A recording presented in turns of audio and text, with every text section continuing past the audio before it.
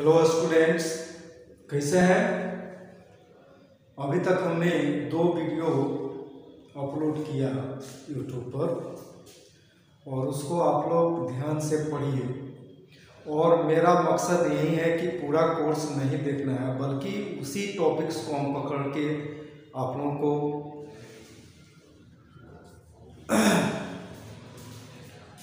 Topics को clear करना चाहते हैं जो एग्ज़ाम में पूछा जा चुका है।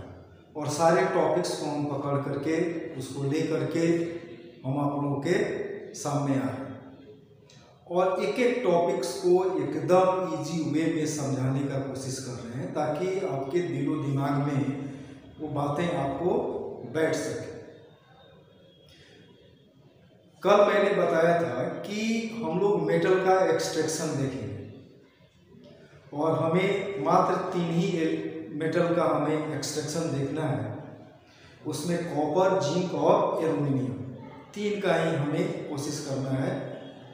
मान लेते हैं बाय द वे, अगर आपका मेन क्वेश्चन अगर एफई का आता है, आयरन का निष्कर्षण आता है, तो इन तीनों में से कोई एक जो है वो आपका अथवा में आपको मिल जाए और में आपको अथवा में क्वेश्चन आपको मिल जाए। तो इस तरह से मात्र 3 ही मेटल का हम लोग यहाँ पर डिस्कस करेंगे, एक्सट्रैक्शन को डिस्कस करेंगे और इसको समझने का कोशिश करेंगे। ओके, तो आज सबसे पहले हम लोग देखेंगे कॉपर का एक्सट्रैक्शन। तो क्वेश्चन का स्वरूप कैसे होता है। क्वेश्चन होता है कि right names and formula of 2 ores of copper, discuss the principle of extraction of copper from its chief ores। कहने का मतलब हुआ कि कॉपर के 2 मुख्य अयस्कों का नाम और सूत्र लिखें और कॉपर का निष्कर्षण इसके मुख्य अयस्क से जो निष्कर्षण हम लोग करते हैं उसका हम लोग विवेचना करें, एक्सप्लेनेशन दें, डिस्कस करें। तो सबसे पहला हम लोग स्टेप वाइज चलेंगे कि कैसे कॉपर लास्टली हमको कॉपर जो है मेटालिक रूप में कैसे हमको मिल सकता है। तो सबसे पहला क्वेश्चन आपका क्या रहा कि 2 ores का नाम आपको लिखने हैं। तो हमने जो फर्स्ट वीडियो आप लोगों को अपलोड किया था उसमें पहले दिन ही कॉपर का ores का हमने फॉर्मूला दे दिया था, नाम और फॉर्मूला दे दिया था। तो खैर कोई बात नहीं, यहीं से आप कर सकते हैं। तो क्या है कि the main ores of copper are following, यानी कॉपर के प्रमुख अयस्क कौन कौन हो सकते हैं। तो कॉपर पाइराइट, इसका सूत्र क्या होगा CuFeS2, और कॉपर ग्लांस यानी Cu2S, यानी 2 आपका अयस्क होगा कॉपर पाइराइट जिसका फॉर्मूला क्या होता है तो CuFeS2 और copper glance Cu2S, copper glance. ठीक है ना। तो हमारा पहला क्वेश्चन का हो गया कि कॉपर का प्रमुख अयस्क क्या होता है। तो इस तरह से याद रखेंगे, कॉपर पाइराइट जिसका सूत्र होता है CuFeS2 और दूसरा होता है कॉपर ग्लांस Cu2S। ओके, अब चलते हैं दूसरा चरण में, हम लोग extraction of copper. Extraction of copper, तो एक्सट्रैक्शन ऑफ कॉपर में जब जाते हैं तो आज हम फिर से याद दिला रहे हैं जो पिछला जो वीडियो हमने अपलोड किया है उसमें आपको जो टॉपिक्स दिया गया, कॉन्सेंट्रेशन यानी अयस्कों का सांद्रण कैसे करते हैं, उसके बाद अयस्क को क्या करना, ओर्स को क्या करना, ऑक्साइड फॉर्म में लाना। तो उसके लिए कौन कौन सा प्रक्रिया था, कैल्सिनेशन और रोस्टिंग। ठीक है, तो ये सब प्रोसेस हमें अगर याद है तो यहाँ पर उसी सब चीज का, उसी सब टर्म्स का हमें यूज करना। तो यहाँ पर कह सकते हैं कि the chief ore of copper is copper pyrites, यानी कॉपर का मुख्य अयस्क आपका क्या होता है तो कॉपर पाइराइट होता है, CuFeS2 होता है। The extraction of copper takes place in following steps, यानी कॉपर का जो निष्कर्षण है वो निम्न चरणों में जाकर के कंप्लीट होता है। यानी सबसे पहला चरण आपका क्या होगा, स्टेप क्या होगा, कैल्सिनेशन, कॉन्सेंट्रेशन। कॉन्सेंट्रेशन में आपको क्या करना है, देखना है कि जो ओर है उसका नेचर क्या है, कौन सा अयस्क है। तो हमने कौन कौन सा प्रोसेस बताया था, फोर्थ फ्लोटेशन प्रोसेस, आपका मैग्नेटिक सेपरेशन प्रोसेस और ग्रेविटी सेपरेशन प्रोसेस। तो दो प्रोसेस जो कि ग्रेविटी सेपरेशन प्रोसेस और आपका मैग्नेटिक सेपरेशन प्रोसेस द्वारा ऑक्साइड ओर का हम कंसंट्रेशन करते हैं। लेकिन जब सल्फाइड अयस्क की बात आती है तब उसका कंसंट्रेशन फोर्थ फ्लोटेशन प्रोसेस द्वारा होता है। तो सबसे पहला स्टेप हम क्या लेंगे, कंसंट्रेशन। कंसंट्रेशन कौन सा विधि द्वारा होगा, तो by the froth flotation process, यानी the ore is concentrated by froth flotation process, यानी अयस्क का सांद्रण जो होगा वो फेन उत्प्लावन विधि द्वारा होता है। ठीक है, तो यहां तक समझे। पहला क्या कि कॉपर का दो अयस्क कौन कौन, तो कॉपर पायराइट और कॉपर ग्लास। कॉपर पायराइट का फॉर्मूला CuFeS2 और कॉपर ग्लास का फॉर्मूला क्या हो गया, Cu2S। अब चलते हैं निष्कर्षण में। तो निष्कर्षण जो होगा, एक्सट्रैक्शन जो होगा कॉपर का, कौन सा अयस्क से होगा, तो कॉपर पायराइट से, क्योंकि कॉपर पायराइट जो है कॉपर का चीफ होगा। ठीक है, और जब एक्सट्रैक्शन में जाएंगे तो एक्सट्रैक्शन में कई चरण होंगे, यानी जब कॉपर का निष्कर्षण प्रोसेस को समझेंगे तो वहां पर कई चरण से होके हमें गुजरना पड़ेगा। तो सबसे पहला आता है कॉन्सेंट्रेशन, यानी सांद्रण करना। तो सांद्रण जो होगा कॉपर अयस्क का वो किसके द्वारा होगा, कॉपर पायराइट का। तो चूंकि सल्फाइड ओर है तो कौन सा विधि यूज करेंगे, तो फेन उत्प्लावन विधि, froth flotation process. Okay, next आते हैं, जब कॉन्सेंट्रेशन हो जाएगा तब हम आते हैं उस पर क्या, रोस्टिंग। रोस्टिंग इसलिए दो प्रोसेस है ऑक्साइड फॉर्म लाने का, ऑक्साइड फॉर्म में कन्वर्ट करने का दो प्रोसेस है, कैल्सिनेशन और रोस्टिंग। कैल्सिनेशन यहाँ पर यूज नहीं होगा क्योंकि यहाँ पर सल्फाइड ओर है। सल्फाइड ओर के लिए ही मेनली आपका रोस्टिंग प्रोसेस यानी भर्जन जो है यहाँ पर यूज होता है।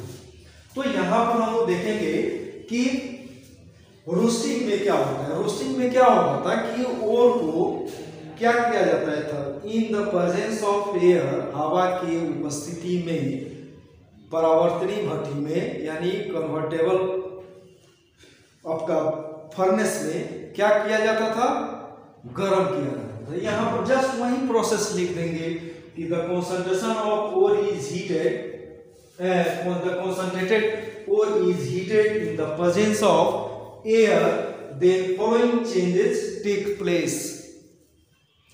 अगर इस सांद्रित अयस्क को, जहां से सांद्रण हुआ, सांद्रित अयस्क को अब क्या करेंगे, हवा की उपस्थिति में कन्वर्टेबल आपका परावर्तनी जो भट्टी होती है उसमें क्या किया जाता है, गर्म किया जाता है, जिससे फॉलोइंग परिवर्तन यानी निम्न परिवर्तन आपको मिलेगा। जिससे क्या बताया गया था कि जो भी नॉन मेटल जो होता है, जैसे आपका सल्फर हो गया, आर्सेनिक हो गया, फास्फोरस हो गया, ऐसे जो नॉन मेटल एलिमेंट्स हैं वो आपका जो कि वोलेटाइल नेचर का है वो क्या हो जाएगा, ऑक्सीजन से रिएक्ट करके अपने ऑक्साइड फॉर्म में क्या हो जाएगा, रिमूव हो जाएगा। यानी जैसे सल्फर है ऑक्सीजन के साथ कंबाइन करके क्या हो गया, सल्फर डाइऑक्साइड में चला गया, आर्सेनिक जो है वो अपने ऑक्साइड में निकल गया। अब यहाँ पर जो कॉपर पायराइट जो आपका कॉन्सेंट्रेटेड ओर है वो आपका ऑक्सीजन के साथ जब ट्रीट करेगा तो क्या हो जाएगा, Cu2O होगा, Cu2O, सॉरी आपका कॉन्सेंट्रेशन जारन में आपका ठीक। तो यहां पर क्या हो गया, Cu2S प्लस क्या, FeS2, ठीक है। अब क्या बोल रहा है कि the roasting ore is mixed with coke, the roasting ore यहाँ पर सॉरी यहाँ पर आपका Cu2O होना चाहिए, ठीक है ना, Cu2O। अब यहाँ पर जो रोस्टेड ओर है वो रोस्टेड ओर को क्या करेंगे, कोक और सिलिका के साथ यानी बालू के साथ मिला करके हम लोग क्या करेंगे, फर्नेस में यानी ब्लास्ट फर्नेस में क्या करते हैं, गर्म करते हैं, हीट करते हैं, जिसके दौरान जो FeS है वो आपका FeO में चेंज हो जाएगा और SO2 बाहर निकल जाएगा। FeO जो है वो सिलिकेट के साथ मिल करके क्या कर लेगा, FeSiO3 बना लेगा, फिर सिलिकेट जिसको हम लोग स्लैग करते हैं, क्या बोलते हैं, स्लैग, धातु मल कहा जाता है, ठीक है, स्लैग करते हैं यानी धातु मल कहा जाता है। फिर और यहाँ पर जो बच जाएगा FeS वो आपका Cu2O के साथ मिल करके FeO और Cu2S में कन्वर्ट हो जाएगा। अब जो स्लैग जो बना वो पिघला जो भाग है FeO और Cu2S का, उसके ऊपर वो क्या हो जाएगा, चला जाएगा, ठीक है। तो यहाँ पर हमारा जो प्रोसेस है, सबसे पहला कंसंट्रेशन किस विधि द्वारा, तो by the froth flotation process.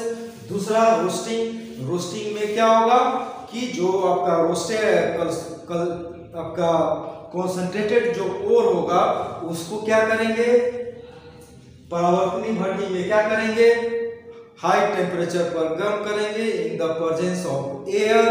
तब यहाँ पर आपको जो वोलेटाइल जो इम्प्योरिटीज है वो बाहर निकल जाएगी और कॉपर पाइराइट जो है वो कॉपर ऑक्साइड में और FeS में क्या होगा, चेंज हो जाएगा और सल्फर डाइऑक्साइड निकल जाएगा, ठीक है। अब आता है बात स्मेल्टिंग का।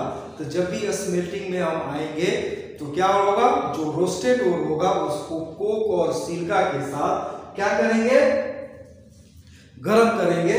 गरम जब करेंगे तब यहाँ पर ये क्या हो जाएगा, FeS जो है वो क्या हो जाएगा, FeO में चेंज हो जाएगा। फिर आपका FeO जो है वो आपका FeSi3 में चेंज हो जाएगा, ठीक है, स्लैग में धातु मल के रूप में। और FeS जो है और कॉपर जो है FeO में चेंज हो जाएगा और Cu2S में चेंज हो जाएगा।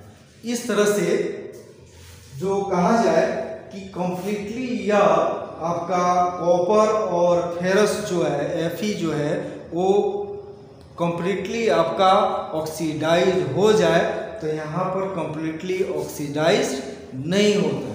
नेक्स्ट चरण होता है बेसेमेराइजेशन।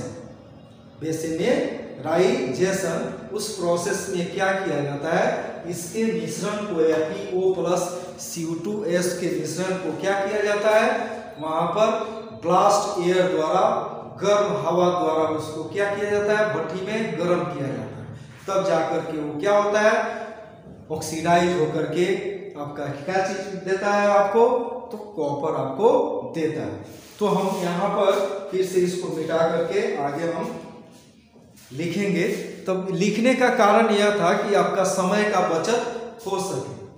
ओके, मेन यही बात थी कि समय का बचत हो सके आप लोगों का और हमारा भी। तो यहाँ पर हम लोग बेसेमेराइजेशन से हम लोग क्या प्राप्त किए, FeS और Cu2S, यानी इसके मिक्सचर को हम लोग क्या बोलते हैं, मेट बोलते हैं, कॉपर मेट बोलते हैं इसको। और इसी कॉपर मेट को हम लोग क्या करना है, बेसेमेराइजेशन में जाना है। बेसेमेराइजेशन में जब जाएंगे यानी प्रगलन के बाद यानी स्मेल्टिंग के बाद जो कॉपर मेट मिलेगा यानी Cu2S और FeS, उसको हम लोग क्या करेंगे, बेसेमेराइजेशन में लेके जाएंगे। और बेसेमेराइजेशन में क्या होता है कि जो बेसेमर कन्वर्टर होता है उसमें आपको क्या किया जाता है, हीट किया जाता है, ब्लास्ट एयर के द्वारा गर्म हवा का झोंका दिया जाता है और तब जाकर के वो क्या होता है, ऑक्साइड फॉर्म में जाता है। और ध्यान रखना है कि इस प्रक्रिया के दौरान, चूंकि इसमें हम मेंशन नहीं किए हैं, फिर भी दिमाग में रखना है कि इस प्रक्रिया के में थोड़ी सी मात्रा में यहाँ पर सिलिकेट भी मिला दिया जाता है, ताकि जो Fe है जो ऑक्साइड फॉर्म में जब कन्वर्ट करेगा तो फेरस सिलिकेट के रूप में वो क्या हो जाएगा, निकल जाएगा। तो यहाँ पर क्या करेंगे कि after roasting and smelting the obtained part contains mainly copper sulphide यानी CO2s is heated in Bessemer converter by blast of air. मतलब कि जारन और प्रगलन के बाद प्राप्त जो शेष भाग होता है उसमें मुख्यतः CO2s होता है, और जिसे बेसमर कन्वर्टर में यानी बेसमर परिवर्तक भट्टी में गर्म हवा के झोंकों द्वारा गर्म किया जाता है। और वहां पर कौन से रिएक्शन होते हैं इसको नजर दौड़ाएंगे। यहाँ पर जो FeS है जो मिला था, FeS और CO2s, तो सबसे पहले FeS जो है वो ऑक्सीडाइज होकर के क्या अपने ऑक्साइड फॉर्म में चला जाएगा, और वहीं FeO ऑक्साइड फॉर्म में वो सिलिकेट के साथ रिएक्ट करके क्या बना लेगा, धातु मल बना लेगा यानी स्लैग बना लेगा। और जो CO2s है वो ऑक्साइड होकर के ऑक्सीडाइज होकर के CO2 क्या O+2SO2 में कन्वर्ट हो गया, और यही CO2s और जो मात्रा बचा हुआ था CO2s का दोनों आपस में रिएक्ट करके क्या बना लिया, कॉपर दे दिया मेटालिक फॉर्म में, और सल्फर डाइऑक्साइड आपको प्राप्त हो गया। ठीक है, तो यहाँ पर जब जो कॉपर मिलेगा वो पिघला हुआ अवस्था में मिलेगा, मोल्टेन फॉर्म में मिलेगा, उसको ठंडा होने देंगे, सॉलिडिफाइड होने देंगे, जिसको हम लोग क्या कहेंगे, ब्लिस्टर ऑफ कॉपर कहेंगे। फफोलेदार कॉपर का नाम दिया जाता है ब्लिस्टर ऑफ कॉपर, जिसमें लमसम 98% जो है कॉपर जो होता है वो प्योर फॉर्म होता है, और उसमें 2% आपका इम्प्योरिटीज होती है। तो अभी तक हम लोग जो कॉन्सेंट्रेशन देखा, रोस्टिंग देखा, स्मेल्टिंग देखा, स्मेल्टिंग में जो कॉपर मेट मिला, CO2s और FeS को ही मेट बोलते हैं, तो उसको कहाँ लेके गए, बेसिमराइजेशन के दौरान प्रोसेस में लेके गए। तो बेसिमराइजेशन में होता क्या है कि जो स्मेल्टिंग के दौरान जो शेष भाग आपको मिलता है यानी कॉपर मेट जो मिला, उसको हम लोग बेसिमर कन्वर्टर में क्या करते हैं, रखते हैं, और उसमें थोड़ी सी मात्रा उसमें सिलिकेट डाल देते हैं, और गर्म हवा का झोंका उसमें डालते हैं। तो निम्नलिखित यहाँ पर केमिकल चेंजेस होते हैं, जहाँ पर FeS जो है वो FeO में चेंज हो जाता है और सल्फर डाइऑक्साइड निकल जाता है, और वहीं FeO फिर जो उसमें सिलिकेट डाला गया था उससे मिलकर के स्लैग बना लेता है, फेरस सिलिकेट बना लेता है। वो तैरते हुए ऊपर रहेगा, उसको छान करके अलग कर लेंगे। जो मोल्टेन भाग होगा जिसमें क्यूप्रिक ऑक्साइड यानी कॉपर का ऑक्साइड और कॉपर का सल्फाइड दोनों आपस में रिएक्ट करके क्या बना लेगा, आपको कॉपर मेटलिक फॉर्म में दे देगा। यानी चूंकि यहाँ पर कॉपर आपका सल्फाइड ऑक्सीडाइज होकर के कॉपर ऑक्साइड में चेंज हुआ, और वही कॉपर ऑक्साइड आपका क्या किया, कॉपर सल्फाइड को ऑक्सीडाइज कर दिया, तो क्या मिल गया यहाँ पर आपको, कॉपर मिल गया। ठीक है, और जो कॉपर मिलेगा मोल्टेन फॉर्म में मिलेगा, सॉलिडिफाई होने देंगे, चूंकि मोल्टेन फॉर्म में रहता है, तो जैसे ठोस होगा वैसे उसमें क्या होता है कि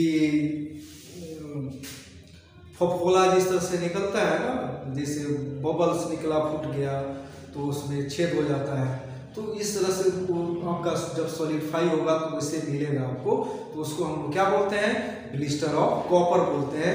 और इसमें मेनली 98% आपको कॉपर होता है और 2% आपका इम्प्योरिटीज होता है।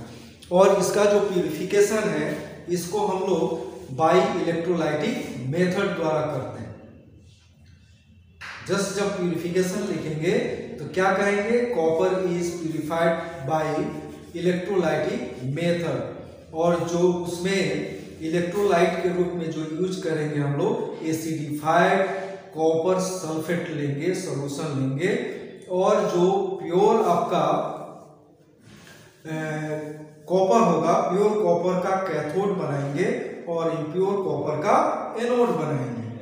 ठीक है, और जब इलेक्ट्रोलाइसिस प्रोसेस करेंगे तो हम देखेंगे कि जो आपका कॉपर है, एनोड से कॉपर आकर के क्या हो जाएगा, कैथोड पर मेटालिक कॉपर के रूप में आपका चला है। ठीक है, डिपॉजिट होते जाएगा, जहां पर हमें प्योरेस्ट फॉर्म ऑफ कॉपर आपको प्राप्त हो। ठीक है, यही प्रोसेस है। तो यहां पर हम लोग क्योंकि बंद नहीं करेंगे, यहाँ पे है प्यूरिफिकेशन प्रोसेस।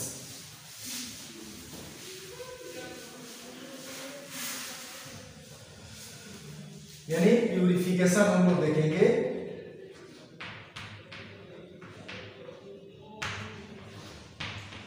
इस प्रोसेस में कहेंगे कि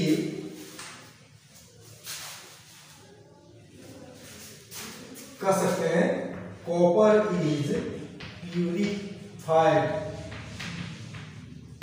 बाय इलेक्ट्रोलाइटिक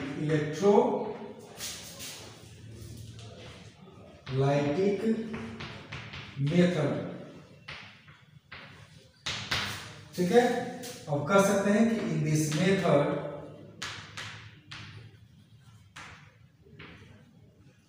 कॉपर कर सकते हैं कैथोड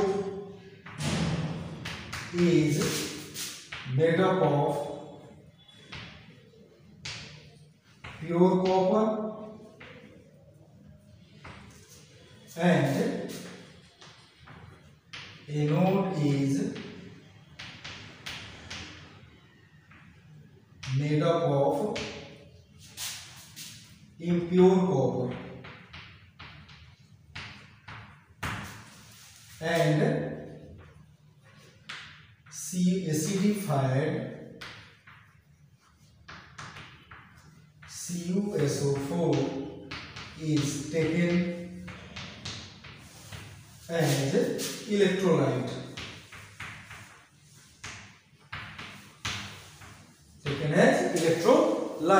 यानी copper is purified bye electrolytic method. In this method cathode is made up of pure copper and anode is made up of impure copper. यानी शुद्ध कॉपर का क्या बना रहेगा, कैथोड, और अशुद्ध कॉपर का क्या बना रहेगा, एनोड। और इलेक्ट्रोलाइट के रूप में क्या लेंगे, तो हम लेंगे यहां पर एसिडिफाइड कॉपर सल्फेट। ठीक है, अब आगे चलते हैं हम लोग। जब यहां पर एनोड और कैथोड पर जो रिएक्शन होगा वो क्या होगा, इसको पहले हिंदी में कर ले कि कॉपर का शुद्धिकरण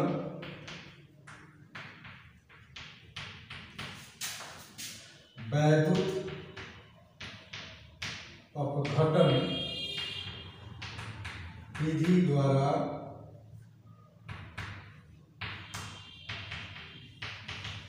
किया जाता है। ठीक है, कह सकते हैं कि इस विधि में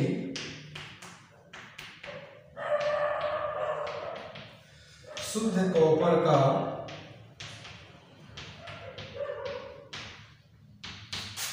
कैथोड बना होता है, जबकि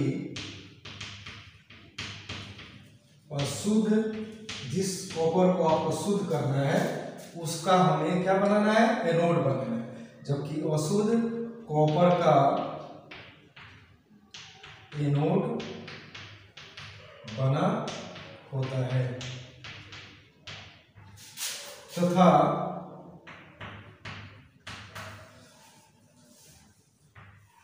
वैद्युत अपघट्य के रूप में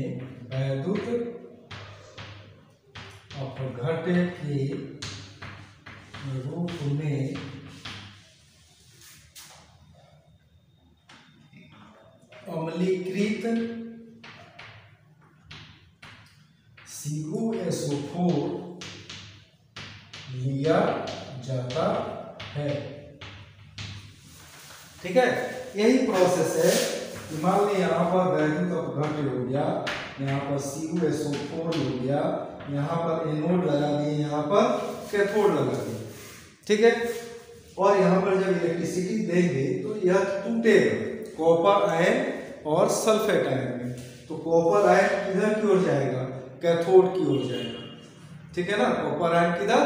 कैथोड की ओर जाएगा, क्योंकि वहीं पर इसको 2 इलेक्ट्रॉन मिलने वाला। और यहाँ जो अशुद्ध कॉपर है वो अपना 2 इलेक्ट्रॉन यहीं पर लूज करके Cu+2 के रूप में वो क्या हो जाएगा? आ जाएगा सॉल्यूशन में, ठीक है। यानी चूंकि यहाँ से कॉपर आयन जो है किधर की ओर जा रहा है? कैथोड की ओर जा रहा है, तो इसका कॉन्सेंट्रेशन घट रहा है। तो उसको मेंटेन करने के लिए जो अशुद्ध कॉपर होता है वो क्या करता है? एनोड पर ही 2 इलेक्ट्रॉन लूज करता है और सॉल्यूशन में Cu+2 आयन के रूप में आकर के कॉन्सेंट्रेशन को मैनेज करता है, बैलेंस करता है। तो यहाँ पर अगर देखें हम लोग तो आपको मालूम होना चाहिए एनोड पर क्या होता है। एट एनोड क्या होगा? कॉपर जो है, जो अशुद्ध कॉपर है वो क्या करेगा? 2 इलेक्ट्रॉन लूज करेगा और यह कॉपर आयन क्या हो जाएगा? आपका चला जाएगा कहां पर? सॉल्यूशन में। और कैथोड पर क्या होगा? जो कॉपर आयन है सॉल्यूशन में, वो कॉपर आयन मूव करेंगे किधर की ओर? कैथोड की ओर, ताकि उसे 2 इलेक्ट्रॉन मिल जाए। जैसे इलेक्ट्रॉन मिलेगा कॉपर जो है मेटलिक रूप में कैथोड पर जाकर के डिपॉजिट हो जाएगा। तो इस तरह से आप कर सकते हैं CuS plus Cu+2 equal solution. ये आपका मिल गया Cu+2 इक्वल प्लस क्या हो जाएगा? CuS। यही आपका मिलेगा, ओके। यही प्रोसेस है, ठीक है। इसको एकदम याद कर लीजिए, बहुत समझाए हैं, ठीक है ना। इस वीडियो को एक बार 2 बार कंप्लीटली इसको देखिएगा तो क्लियर हो जाएगा, कहीं भारी नहीं है। दिमाग में यही बैठाइए कि हमें 3-4 चरण करना है। पहला चरण कॉन्सेंट्रेशन। कॉन्सेंट्रेशन चूंकि सल्फाइड ओर है इसका, तो कौन सा विधि यूज करेंगे? तो फिन उत्प्लावन विधि। दूसरा स्टेप आता है रोस्टिंग, कैल्सिनेशन नहीं। कैल्सिनेशन में ऑक्साइड ओर का हम लोग क्या करते हैं? जो भी आपका हाइड्रेटेड ओर है, चाहे कार्बोनेट ओर है, उसमें हम लोग ऑक्साइड फॉर्म में लाते हैं। लेकिन जब सल्फाइड ओर की बात होगी, चूंकि यहाँ पर सल्फाइड ओर है, तो हम लोग रोस्टिंग प्रोसेस यूज करेंगे। तो रोस्टिंग अगर जानते हैं तो रोस्टिंग में क्या होता है आपको मालूम है। जब रोस्ट हो जाएगा कॉपर, यानी ऑक्साइड फॉर्म में आ जाएगा, तब वहां से हम लोग चलेंगे कहाँ? स्मेल्टिंग में। स्मेल्टिंग में चूंकि आपको क्या मिलेगा? Fe भी मिलेगा, FeS भी मिलेगा और CO2S भी रहेगा, ठीक है ना, Fu। तब वहां पर आपको जो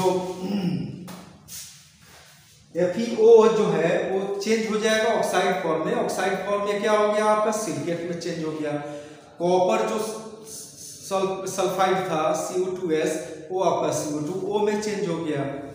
अब जो यहाँ पर फाइनली जो मिलेगा आपको Cu2S और FeS, Cu2O और FeS जो मिलेगा उसको क्या बोलेंगे? कॉपरमेट बोलेंगे। तो यहाँ पर ध्यान रखना है कि सारा का सारा Cu2S या FeS ऑक्सीडाइज नहीं होता है, उसमें कुछ बच जाता है। तो कहाँ पर खत्म होता है? बेसिमराइजेशन में। बेसिमराइजेशन में जब आएंगे तो उसमें क्या करेंगे? जो कॉपर मेट मिला Cu2O और FeS का जो आपका मिक्सचर मिला, उसको हम लोग क्या करेंगे? फिर से उसमें थोड़ी सी मात्रा में सिलिकेट मिलाएंगे और उसको बेसिमर कन्वर्टर में डाल करके हवा के झोंका द्वारा क्या करेंगे? गर्म करेंगे। जब गर्म करेंगे तो FeS जो है FeO में चेंज हो जाएगा और फिर FeO जो है, जो बालू हम लोग डाला था, वो सिलिकेट के रूप में बदल जाएगा, फिर सिलिकेट। और वहां पर Cu2S जो है वो क्या चीज में बदल जाएगा? Cu2O में बदल जाएगा। और जो मात्रा कुछ Cu2S की है वो Cu2O उसको ऑक्सीडाइज करके सल्फर डाइऑक्साइड में। अब हम लोग देखेंगे यहाँ पर जिंक का निष्कर्षण। इसके पहले हम लोग क्या देखें, कॉपर का निष्कर्षण। अब हम लोग देखते हैं जिंक का निष्कर्षण। तो जिंक का निष्कर्षण जो है उसके लिए कैसे क्वेश्चन पूछा जाता है, पूछने का तरीका क्या है। जैसे बोलेगा कि right the names and formula of 2 important ores of zinc, यानी जिंक के 2 महत्वपूर्ण प्रमुख अयस्कों के नाम और सूत्र लिखें। दूसरा, discuss the principle involving extraction of pure zinc from its ore. इसके अयस्क से शुद्ध जिंक का निष्कर्षण की प्रक्रिया को क्या करना है, प्रक्रिया की विवेचना करना है, डिस्कस करना है। ठीक है, ऐसे क्वेश्चन रहेंगे। तो हमारा देखेंगे कि इसका 2 और कौन कौन से हो सकता है। एक जिंक ब्लेंड होगा, दूसरा क्या होगा, कैलामाइन। एक जिंक ब्लेंड और दूसरा क्या, कैलामाइन। ठीक है, और दोनों से हम लोग जिंक को प्राप्त कर सकते हैं। लेकिन एक जगह जब प्रोसेस में चलेंगे, एक जगह थोड़ा सा चेंजेस आएगा। ठीक है ना, पहला तो सांद्रण में और दूसरा जारन नहीं होगा, क्या होगा, कैल्सिनेशन होगा। जब जेडेनएस की बात करेंगे तो 4th फ्लैक्ट्रेशन प्रोसेस द्वारा इसका सांद्रण होगा और जारन होगा। ठीक है ना, क्योंकि सल्फाइड ओर है। लेकिन जब कैलामाइन की बात करेंगे तो कार्बोनेट अयस्क है, तो इसको हम लोग बाय ग्रेविटी सेपरेशन द्वारा हम लोग कॉन्सेंट्रेशन कर सकते हैं और कैल्सिनेशन द्वारा उसको ऑक्साइड फॉर्म में ला सकते हैं। यही अंतर है। लेकिन हम लोग क्या करेंगे, जेडेनएस से निकालने का प्रयास करेंगे, डिस्कशन का हम लोग एक्सप्लेनेशन करेंगे। तो zinc is extracted from Z N S. Zinc को कहां से निकाला जा सकता है, जेडेनएस से प्राप्त किया जा सकता है। This sulphide ore is concentrated by 4th flotation process, यानी इस सल्फाइड अयस्क को फेन उत्प्लावन विधि द्वारा सांद्रित किया जाता है।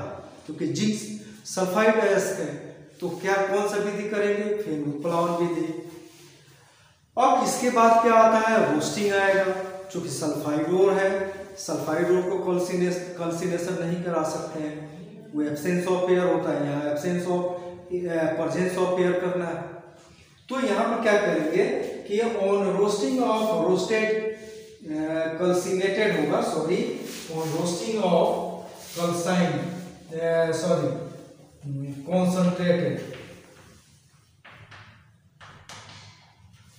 ठीक है ना, यानी roasting of concentrated Z N S converted into Z N O में क्या हो जाएगा, चेंज हो जाएगा।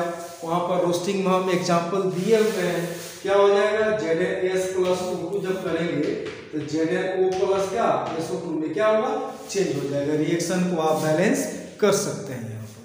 ठीक है, तो पहला चरण क्या हुआ, कॉन्सेंट्रेशन किस विधि द्वारा, तो फेन उत्प्लावन विधि द्वारा। दूसरा जारन हो जाएगा, जिसमें जेडेनएस जो जिंक ब्लेंड है, कॉन्सेंट्रेटेड जिंक ब्लेंड होगा, वो क्या चीज में बदल जाएगा, जेडेनओ में बदल जाएगा। अब चलते हैं इसका रिडक्शन पर, मतलब कि जिंक के रूप में लाना है। जब तक रिडक्शन नहीं होगा तब तक कोई मेटल का ऑक्साइड मेटलिक फॉर्म में नहीं आ सकता।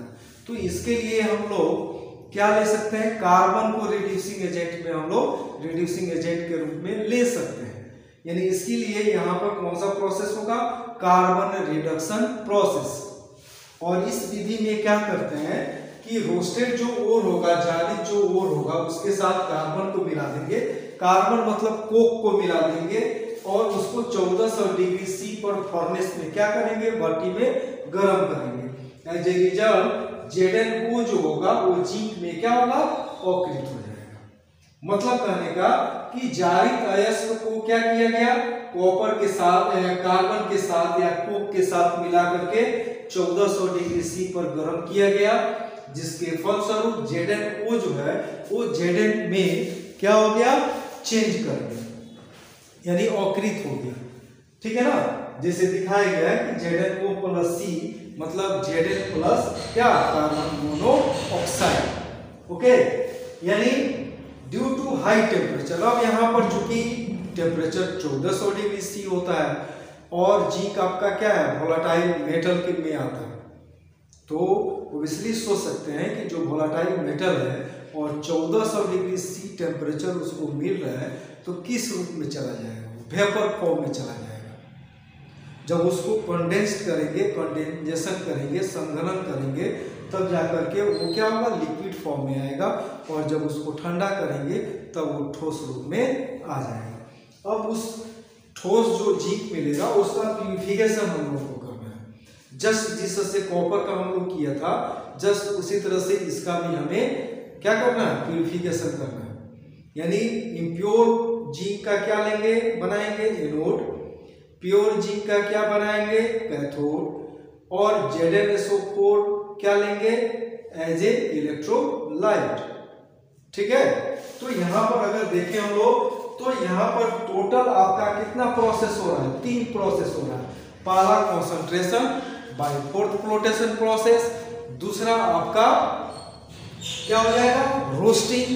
रोस्टिंग में क्या होगा कि जो कॉन्सेंट्रेटेड ZnS होगा उसको रोस्ट करेंगे, यानी in the presence of air उसको गर्म करेंगे भट्टी में, जिसके कारण वो ZnO में क्या होगा, तब्दील हो जाएगा, बदल जाएगा। इसके बाद तीसरा जो चरण होगा वो आपका आएगा carbon reduction process. Carbon reduction process आएगा, जिसमें जो रोस्टेड ओर होगा उसको कार्बन के साथ यानी कुक के साथ मिला करके 1400 डिग्री सी पर क्या करेंगे, हीट करेंगे, जहां पर ZnO जो है वो कुक के द्वारा या कार्बन के द्वारा क्या हो जाएगा, रिड्यूस हो जाएगा, किस रूप में, Zn के रूप में। ठीक है, इस तरह से जो Zn मिलेगा, क्योंकि टेम्परेचर हाई है, तो किस रूप में मिलेगा, वेपर के रूप में। तब उसको संघनक कंटेनर में क्या करेंगे, उसको ले जाएंगे, थोड़ा सा ठंडा होगा तो लिक्विड हो जाएगा, लिक्विड होगा फिर उसको ठंडा करेंगे तो क्या चीज में बदल जाएगा, वो बदल जाएगा आपका ठोस में बदल जाएगा। ठीक है ना, और जब ठोस में बदल जाएगा उसका क्या करेंगे, प्यूरिफिकेशन करेंगे। कौन सा विधि द्वारा, तो इलेक्ट्रोलाइटिक प्रोसेस के द्वारा। तो लिख सकते हैं यहां पर कि प्यूरिफिकेशन यानी शुद्धिकरण, तो कह सकते हैं zinc is purified bye electrolytic method, यानी जिंक को वैद्युत अपघटन विधि द्वारा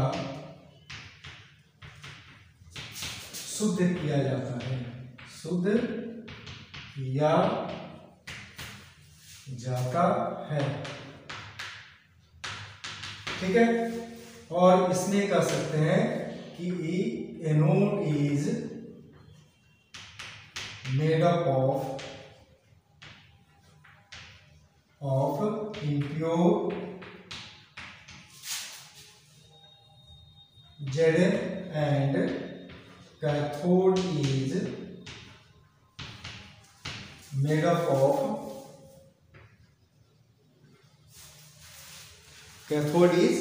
of pure zinc and ZnSO4 is taken as electrolyte। इसको थोड़ा सा हिंदी में आप लोग खुद ही इसको चेंज कर सकते हैं, आसान वर्ड है। ठीक है ना, यानी एनोड को क्या किया जाता है, शुद्ध जिंक से बनाया जाता है, कैथोड को प्योर जिंक से बनाया जाता है, शुद्ध जिंक से, और ZnSO4 का जो उपयोग होगा वो इलेक्ट्रोलाइट के रूप में किया जाएगा।